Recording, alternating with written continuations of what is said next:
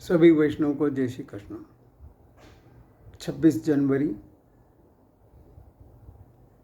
भारत देश के लिए बहुत ही महत्वपूर्ण है। आज़ादी के बाद डॉक्टर B.R. आम्बेडकर की अध्यक्षता में एक कॉन्स्टिट्यूशन में संविधान बना गया, जिसको 26 जनवरी 1950 से लागू किया गया। अभी ये जो संविधान है, माने देश में कैसा कानून रहेगा, कैसे कायदे रहेंगे, इसके बारे में बहुत ही विस्तृत तरह से विवरण स्पष्टीकरण दिया गया है। और उसी के दायरे में रहकर हर एक जो भारतीय नागरिक है उसे उसको पालन करना है, और जो नहीं पालन करता है और कुछ गलती होता है उसके लिए भी क्या शिक्षा है, दंड है, उसके बारे में बताया गया। सही अर्थ में बताया जाए तो ये तो पूरे भारत में जितने रहने वाले नागरिक हैं उनके लिए है। और सही अर्थ में अगर संविधान मानव के लिए हमारे अष्टांग योग में बताया गया है। मानव को अपने लिए कैसा रहना है उसके लिए अष्टांग योग माने यम, नियम, आसन, प्राणायाम, प्रत्याहार, धारणा, ध्यान और समाधि। इसमें सबसे पहले यम, उसके बाद में नियम। यम जो है वो व्यवहारिक, मानव को व्यवहारिक कैसे रहना है, और नियम जो है अपने पर्सनल व्यक्तिगत लाइफ में कैसा रहना है, इसके बारे में विस्तृत स्पष्टीकरण दिया गया है। यम में कहा गया, उसमें 5 बातों का जिक्र किया गया है कि सत्य, अहिंसा, अस्तेय, ब्रह्मचर्य, अपरिग्रह। माने सत्य माने मेरे जीवन में सत्य के अलावा कुछ भी नहीं है, और यही बेसिक है। सत्यम धर्म, सत्यम वद धर्मम चर, मातृदेव भव, पितृदेव भव, आचार्य देव भव, अतिथि देव भव, स्वाध्यायान्मा प्रमद। सबसे पहले सत्यम वद, हमें सत्य का रास्ता, मार्ग चुनकर अपने जीवन में उसको पालन करना है। वो कैसे है उसके लिए तो बहुत बड़ा है, लेकिन कहने वाला सत्य हमारे जीवन में बहुत जरूरी है। अहिंसा माने मैं ऐसा जीऊँगा कि जिसकी वजह से किसी और को तकलीफ ना हो, नुकसान ना हो।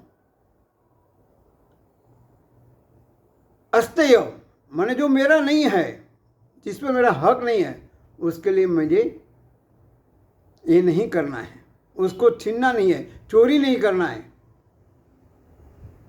ब्रह्मचर्य, जीवन में ब्रह्मचर्य माने काम की ही बात नहीं कर रहा हूँ, मौन है, और बहुत सारे ऐसे एंगल्स है जिसमें हम ब्रह्मचर्य माने संयम रख सकते। यम का मतलब ही है संयम। और अंत में अपरिग्रह, जिस चीज़ की मेरे जरूरत नहीं है उसको लिए मैं ज़्यादा ये नहीं करूँगा। अभी नियम में भी 5 बातें बताई गई है। नियम में पहला है शौच माने पवित्रता, संतोष, मुझे जो मिला है उसमें मुझे संतोष माने सेटिस्फैक्शन, आनंद मानना है। हम अगर संतोष ढूंढने जाएंगे किसी चीज में, वो नहीं मिलेगा, लेकिन जो है वो मेरे लिए पूर्ण है, ऐसा समझकर जो रहता है वो हमेशा सुखी रहता है। मेरे लिए जो मिला है उसमें जिसको आदत है वही आनंदी रह सकता है। फिर बाद में तप, माने कुछ भी प्राप्त करने के लिए तप माने घिसना है। त का अर्थ है तेजस्विता, तन्मयता, तत्परता, और प का माने पवित्र बनना है, ऐसा जीवन बनाना है, ये तप। फिर बाद में स्वाध्याय, स्व का अध्ययन करना है। मैं कौन हूँ, मैं कहाँ से आया हूँ, मैं कहाँ जाने वाला हूँ, मैं किस लिए आया हूँ, मेरा और ये सृष्टिकर्ता का संबंध क्या है। ये जो सोचता है उसको इसकी जो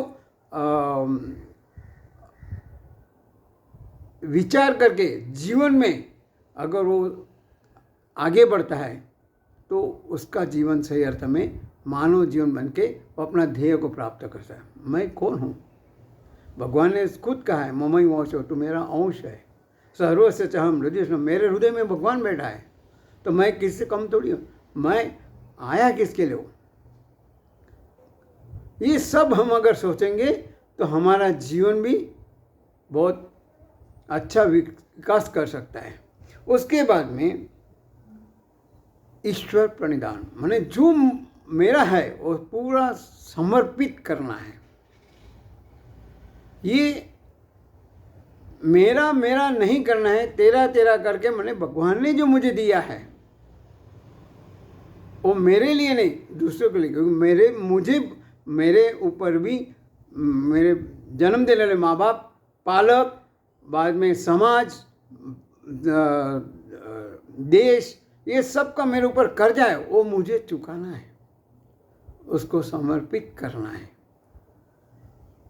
कहना मतलब भारत का जो 26 जनवरी को संविधान बना है बात अलग है, वो कायदा कानून है, लेकिन मानव जीवन के विकास के लिए, ध्येय प्राप्त करने के लिए हमारे जो ऋषि मुनियों ने हमें जो 5 नियम बताए गए हैं यम में, जो सत्य, अहिंसा,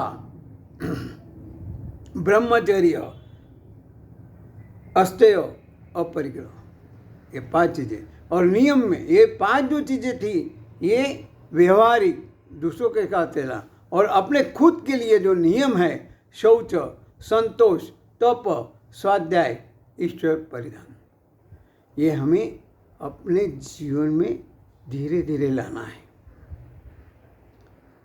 ये संविधान हमारे जीवन के लिए, मानव जीवन के लिए है, वो हमें पालन करना है, आचरण में लाना है।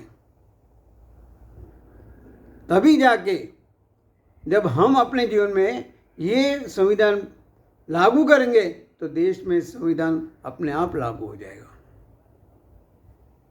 हर मानव को ये सोचने वाली बात है।